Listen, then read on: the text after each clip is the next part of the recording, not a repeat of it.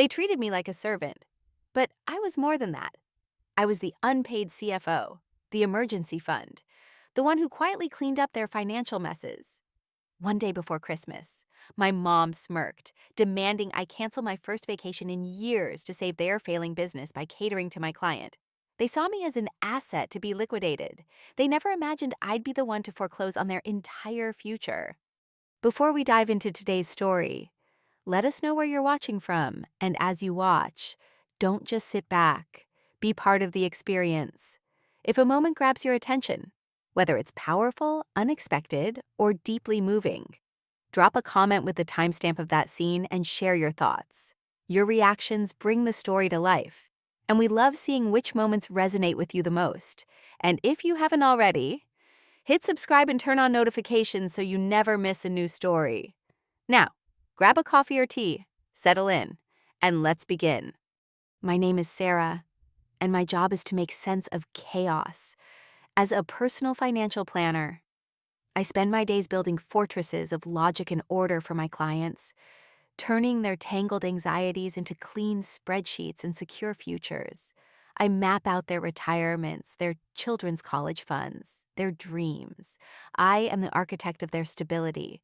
My own life, however, was built upon a foundation of managed chaos, a delicate balance I maintain for a family that thrives on disorder, a family that saw my stability not as something to respect, but as a resource to be endlessly tapped.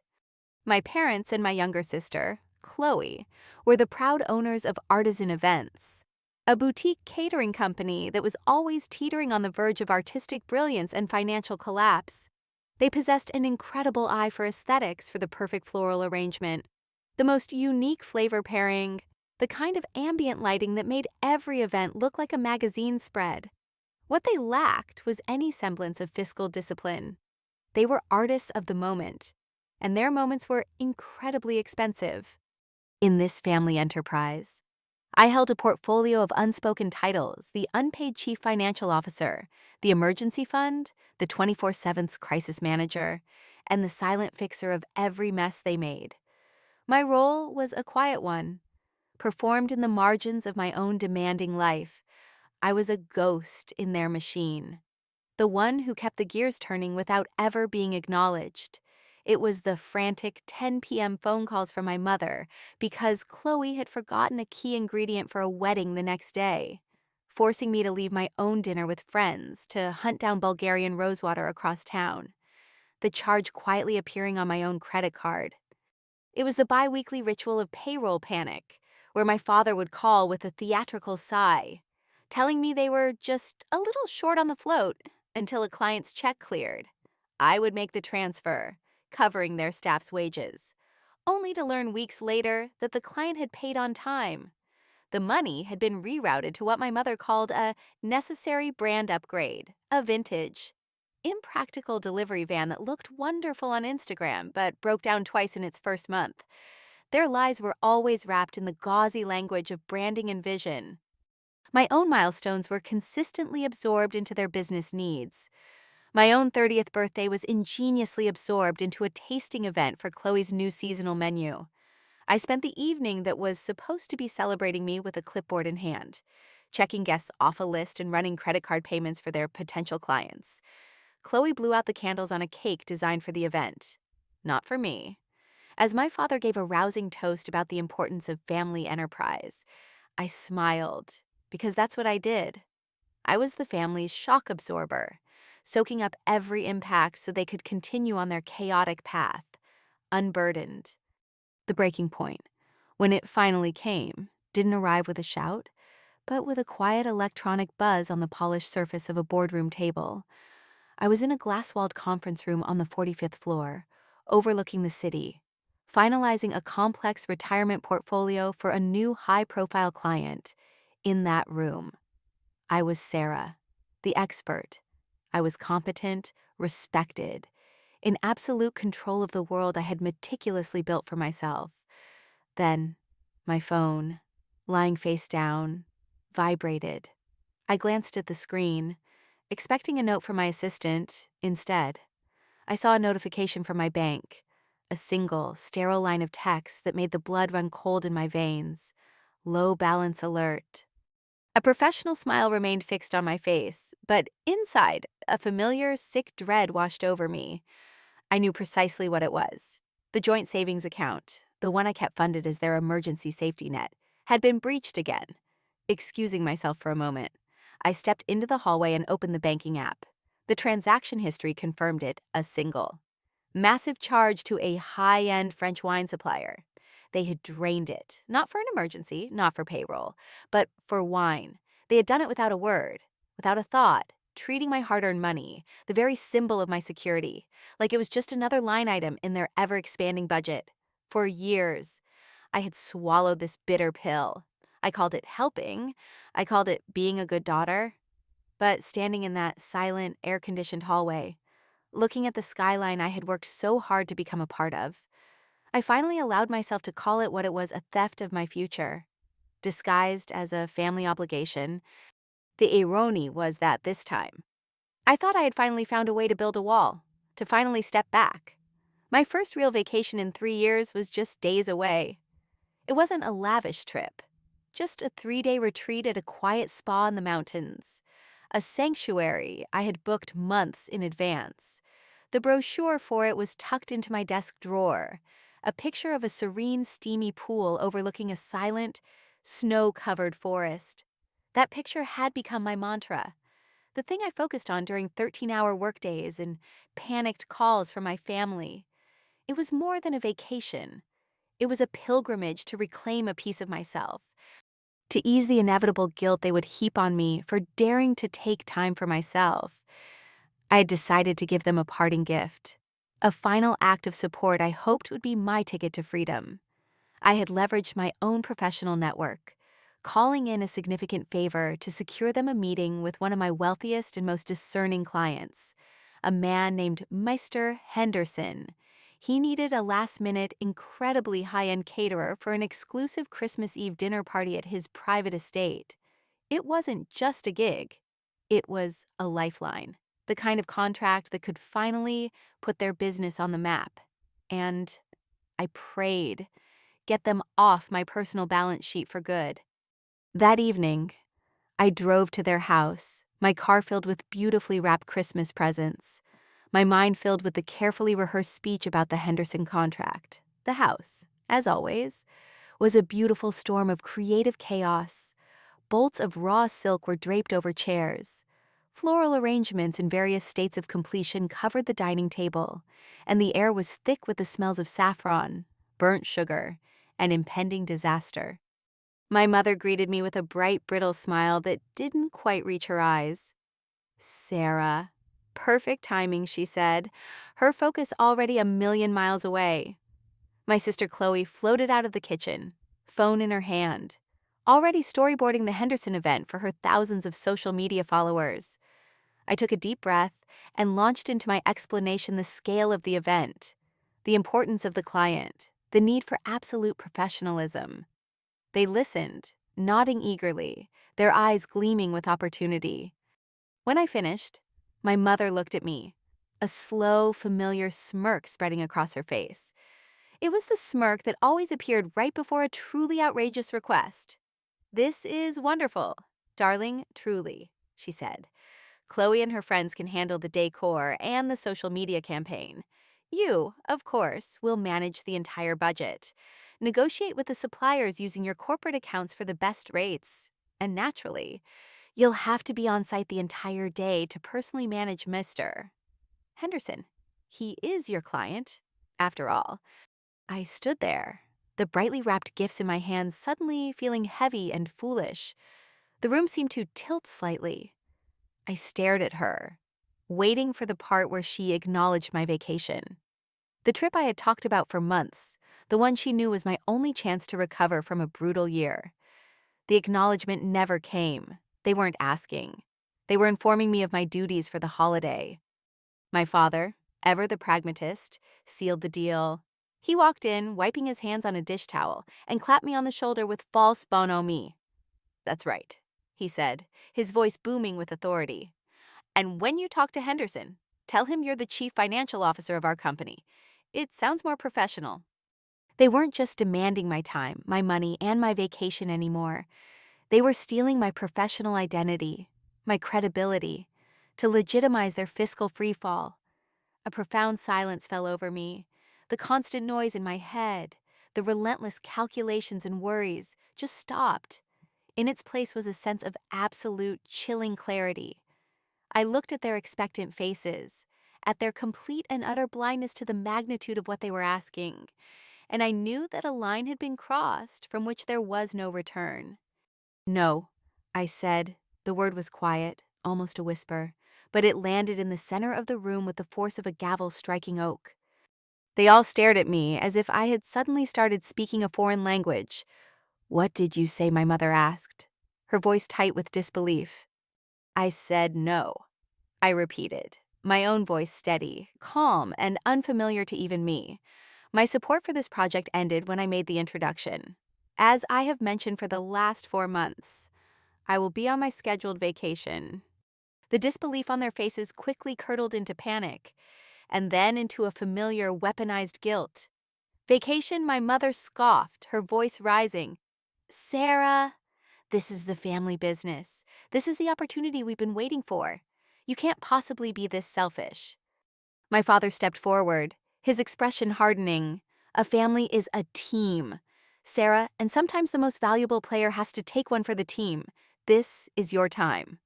Chloe delivered the final, intended blow, her voice dripping with the casual disdain only a coddled younger sibling can muster. "I knew it. It's always about money and your boring job with you. Isn't it? Some of us actually care about passion and art, not just soulless spreadsheets." That was the line, the casual, cruel dismissal of every sacrifice I had ever made. The thousands of dollars, the hundreds of hours, the sleepless nights I had spent trying to build a floor under their freefall, all reduced to soulless spreadsheets. I didn't raise my voice. I didn't defend myself. I simply walked over to the kitchen counter where my laptop sat, still open from when I'd been helping them with their quarterly tax estimates the night before. I opened a single file, a master spreadsheet I had maintained for years, the secret ledger of their survival. My fingers moved quickly across the keyboard. I didn't have to look for the data. I knew it by heart. I clicked through the tabs, each one a monument to their irresponsibility. Tab 1, vendor overages covered. Tab 2, emergency ingredient runs. Tab 3, unpaid family loans since 2022. Then I navigated to the final summary page. I turned the screen towards them. There was only one line highlighted, a simple label next to a single number. It read, "Total personal funds injected by Sarah to cover operational shortfalls." The number next to it was in a deep, damning red. It was 6 figures long. "That," I said, my voice as cold and clear as the number on the screen, "is your passion and art, and it was funded by my soulless spreadsheets." The silence that followed was heavier and more absolute than any argument could ever be. For the first time, they had nothing to say. The number on the screen was a truth they couldn't manipulate, couldn't rebrand, couldn't dismiss. It was the price of their dream, and I was the one who had paid it. I closed the laptop with a quiet click, picked up my coat, and walked out the door, leaving them staring at the ghost of their own financial irresponsibility. I didn't go home. I went to my office. The building was empty and quiet, a skyscraper holding its breath. It was my sanctuary of order. I sat at my large, empty desk, the city lights twinkling below like a distant galaxy, and composed a single, formal email. The recipient was Mr. Henderson. My parents and Chloe were copied on it. The subject line was simple and professional regarding artisan events. The body of the email was brief, objective, and utterly devastating. "Dear Mr. Henderson," it began, "following our preliminary discussion, I have conducted a final internal review of viability. It is with professional regret that I must inform you that my family's company, Artisan Events, does not currently possess the operational capacity or financial stability to meet the high standards required for your Christmas Eve function. Therefore, as the professional who made the initial introduction, I must formally withdraw my recommendation and cancel the proposed event to protect the integrity of both parties. I sincerely apologize for any inconvenience this may cause. Regards, Sarah. I read it over once, my finger hovering over the mouse. This was more than just saying no, this was a controlled demolition. I clicked send. The action was irreversible, a clean, sharp severing of a toxic lifeline. This wasn't me refusing to be a servant, this was me, the chief financial officer, making a sound and final business decision. I was shutting them down. Almost immediately, my phone, which I'd placed on the desk, began to light up, a frantic cascade of notifications, a text from Chloe, a rapid-fire series of furious messages. How could you, followed by you, are the most selfish, jealous person I have ever met, and finally, I will never forgive you for this. Never. Then, a call from my mother. I let it go to voicemail. A text immediately followed. You call me this instant. You will fix this? A few minutes later. The tone shifted to manipulation. You have broken your father's heart. Then, finally, pleading. Please, Sarah, we can fix this. Just call Mr. Henderson back and tell him you made a mistake. My father's contribution was a single, heavy text that felt like a slammed door. You have made your choice, now live with it.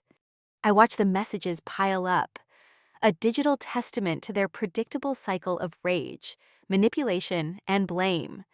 They weren't angry because I had hurt them. They were angry because I had cut off their supply. I looked at the screen, at their desperate, demanding words, and felt a profound sense of release.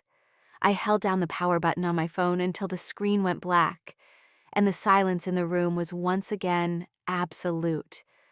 The drive to the spa retreat the next morning was the quietest 4 hours of my life. I didn't turn on the radio. I just listened to the sound of the tires on the asphalt, each mile a deliberate step away from the chaos. When I arrived, I checked in, left my dark, silent phone in the bottom of my suitcase, and walked into a world of quiet steam and hushed tranquility. For 3 days, I did nothing. I sat in the sauna until my thoughts melted away. I read a novel in a quiet library overlooking the mountains. I ate a delicious meal that I did not have to plan, budget for, or clean up after. The first night I barely slept, my mind still racing with the echoes of the confrontation, but on the second day, something began to shift. Sitting by the infinity pool, watching the steam rise into the cold mountain air, I felt a knot in my chest, one I hadn't even realized was there, begin to loosen. By the third day, I felt a sense of peace so deep it felt like a foreign country. I was a stranger in the land of my own well-being. When I returned home, I felt like a different person. The constant, low-grade anxiety that had been my lifelong companion was gone, replaced by a calm, unshakable resolve. The vacation hadn't just been a rest, it had been a detox. My first call was not to my family, but to my lawyer. 2 weeks later, once the necessary documents were drafted and reviewed, I sent my family a formal calendar invitation for a meeting at my office, the subject financial review. They arrived together, a united front of resentment and wariness. They looked smaller in the corporate impersonality of my conference room, stripped of the chaotic props of their home. They expected a lecture, or perhaps a tearful, dramatic reconciliation. They were not prepared for what I had waiting for them. I didn't sit across from them as their daughter. I sat at the head of the table as a financial planner, meeting with a client whose account was in default. I slid a thick, professionally bound folder across the table to each of them. The cover read, Artisan Events, Financial Dissolution, and Debt Restructuring Proposal. As you know, I began, my voice even and calm. The voice I used with clients, the company, in its current form, is no longer viable.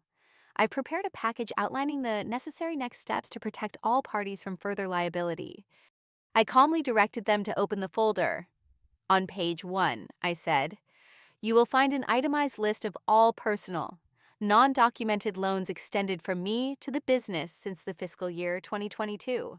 I've converted them into a formal promissory note. As you can see on page 3, a repayment schedule will commence in 30 days.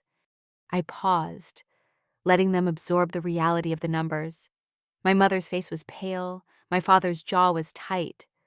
On page 5, I continued, you will find the legal documents already drafted by my lawyer, officially removing my name as a financial guarantor on all your business loans and credit lines.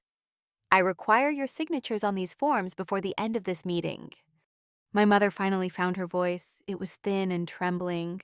Sarah, this is our dream. Our entire life is in this business. Your dream, I corrected her gently but firmly, has been a financial nightmare funded by me. That funding has now officially ended. This is not about ending your dream. This is about forcing it to finally stand on its own. The weeks that followed were quiet. They signed the papers. They had no choice. The numbers didn't lie.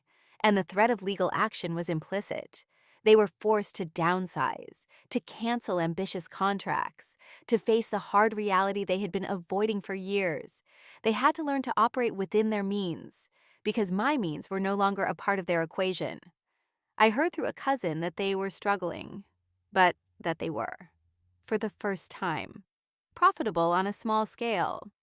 A few months later, I was in my office sketching out a long-term investment plan for a young couple who had just started a family. They were hopeful and responsible, and helping them felt clean and good. An email notification popped up on my screen. It was from Chloe. The subject line read, "A final chance to talk." I looked at the email for a long moment, a ghost of the old, ingrained obligation flickering within me. I thought about the anger, the recriminations, the inevitable pull back into their vortex of chaos. Then I thought about the silence of the mountains, the feeling of my shoulders finally unknotting, the simple peace of my orderly life. Without opening the email, I dragged it into my archive folder. It disappeared from my inbox. A problem solved before it could begin. I took a sip of my coffee and turned back to my client's hopeful future, feeling a profound sense of my own. My family had taught me that love was a liability, a debt that could never be fully repaid. I had spent my vacation, and the months after, finally teaching myself a different, more valuable lesson. I am my own primary asset, and the first, most important rule of financial planning is to protect your core assets, no matter what the cost. Sometimes, the roles we are given in life, especially by those closest to us, become invisible cages. We become the silent fixer, the emotional shock absorber, the one who is expected to carry the weight without ever showing the strain. This story is a powerful reminder that our own well-being is our most valuable asset, not a resource to be endlessly depleted for the comfort of others. True strength isn't found in giving until you are empty, but in having the courage to audit your own life to see who is making deposits of love and respect, and who is only making withdrawals. The most profound changes in our lives often don't begin with a dramatic explosion, but with a quiet, firm decision to stop funding a system that is bankrupting our spirit. It's not about burning bridges, but about refusing to be the bridge everyone else walks over. It is in that deliberate act of reclaiming your own value that you finally find a peace that is truly and unshakably yours. Thank you so much for joining us on this journey. This story touches on the complex ties of family and the courage it takes to set boundaries. We would love to hear your thoughts. Have you ever faced a moment where you had to choose between keeping the peace and protecting your own? Share your perspective in the comments below. Your stories and insights are what make this community so special. If this tale resonated with you, please consider liking this video and subscribing to our channel for more stories that make you think and feel. Don't forget to hit the notification bell so you never miss a moment with us.